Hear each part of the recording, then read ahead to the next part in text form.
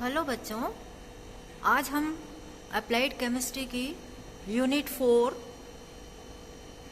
के टॉपिक 4.3.1 के बारे में अध्ययन करेंगे।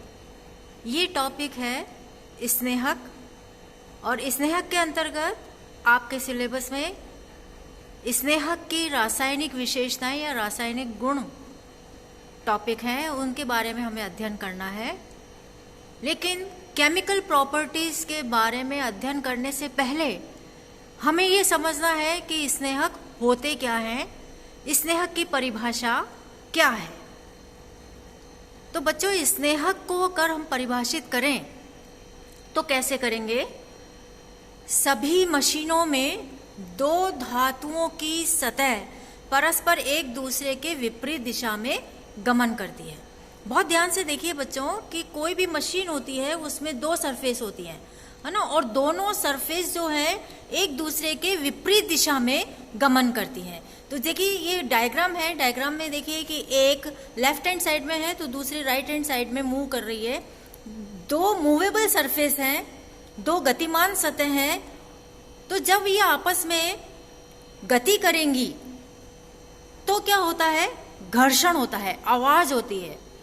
आवाज होती है मतलब घर्षण हो रहा है, फ्रिक्शन होता है, यानी कि वो सीधे संपर्क में है और वो घिसती है, उस वजह से शोर होता है, आवाज होती है और दोनों धातुओं की सतह गर्म हो जाती हैं, यानी मशीन गर्म हो जाती है। और बाद में क्या होता है कि मशीनों की जो सतह है वो टेढ़ी मेढ़ी हो जाती हैं, उस वजह से मशीनों को नुकसान हो जाता है, सारी मशीनें खराब हो जाती हैं।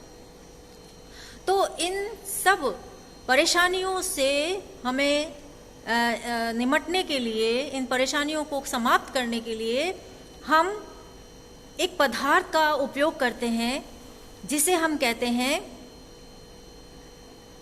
स्नेहक। तो स्नेहक क्या होता है कि जब दो विपरीत मूवेबल सरफेस के बीच में हम एक पदार्थ लगाएं तो क्या होगा कि पहले जो दोनों सतह थी आपस में एक दूसरे के विपरीत दिशा में गमन कर रही थी, जब हमने स्नेहक नहीं लगाया तो वो आपस में एक दूसरे से सीधे संपर्क में थी।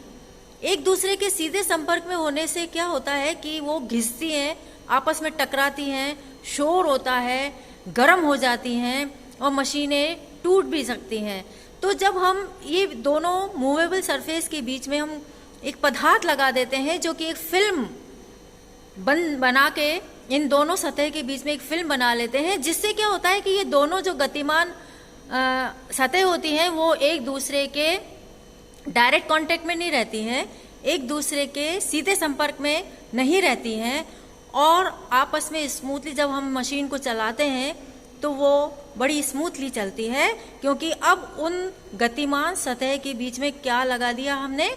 एक पदार्थ लगा दिया, और वो पदार्थ क्या कहलाता है? स्नेहक या लुब्रिकेंट। तो हम लुब्रिकेंट क्या कहेंगे कि जब दो विपरीत दिशा में गमन करती हुई सतहों के बीच में हम एक पदार्थ जब लगा देते हैं तो उन दोनों गतिमान सतह के मध्य में सीधा संपर्क नहीं होता है और वो आसानी से गति करती हैं बिना शोर के और बिना खड़खड़ाहट के। उससे क्या होगा? उससे मशीनें ठंडी बनी रहती हैं। क्यों ठंडी बनी रहती है? क्योंकि जो पदार्थ हमने बीच में लगाया है वो एक फिल्म बना लेता है, जिससे दोनों सतह आपस में एक दूसरे के संपर्क में नहीं रहती है, तो वो टकराएंगी नहीं तो घिसेंगी नहीं, शोर नहीं होगा, उनके मध्य घर्षण नहीं होगा। क्योंकि बच्चों, जब ये घर्षण होता है तो मशीनों में ताप उत्पन्न होता है, और ताप उत्पन्न होने से मशीनें जल्दी गर्म हो जाती हैं और मशीनों की जो सतह होती है वो टेढ़ी मेढ़ी हो जाती है, उनमें विकृति उत्पन्न हो जाती है, और साथ में क्या होता है? ऊर्जा की हानि होती है, लॉस ऑफ एनर्जी भी होता है। तो इन सभी परेशानियों से निमटने के लिए, इन सभी परेशानियों को कम करने के लिए या इस नुकसान को कम करने के लिए हम क्या करते हैं? दो गतिमान धातु की सतहों के मध्य में एक पदार्थ लगा देते हैं जिसे क्या कहते हैं? स्नेहक। स्नेहक क्या करता है? स्नेहक सापेक्ष गतिमान सतहों के मध्य एक फिल्म बना देते हैं जिससे धातु एक दूसरे पर आसानी से गति कर सकती हैं। घर्षण के कारण जो हीट उत्पन्न होती है, ऊष्मा उत्पन्न होती है, उसको भी ये जो हमने पदार्थ लगाया यानी लुब्रिकेंट लगाया है, स्नेहक लगाया है, उस हीट को एब्जॉर्ब कर लेती हैं जिससे वो दोनों सतह ठंडी बनी रहती है, यानी हमारी मशीन ठंडी बनी रहती है। इस वजह से स्नेहक का बहुत ही ज़्यादा उपयोग है उद्योगों में। अब समझ में आ गया आपको कि जो हम लुब्रिकेंट है वो क्या है, इसको हम स्नेहक भी बोलते हैं। तो स्नेहक क्या होता है?